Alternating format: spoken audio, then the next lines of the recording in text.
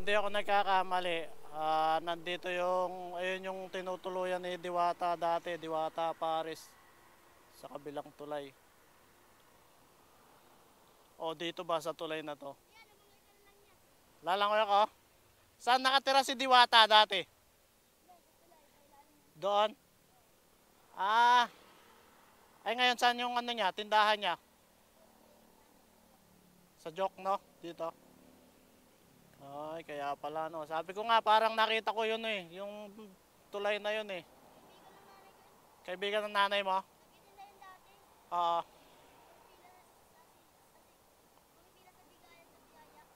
Pumipila. Ngayon mayaman na ano? Hindi ka nakilala.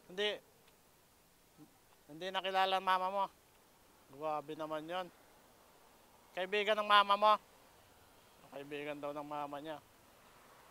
Doon yun, sa tulay na yun. Doon dito sa ganto. Dito sa kabila. Dito. Doon daw sa kanan.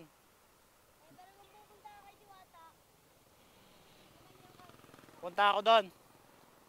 Tas, hindi, pupunta ako ng MOA. Oo, busog ako eh.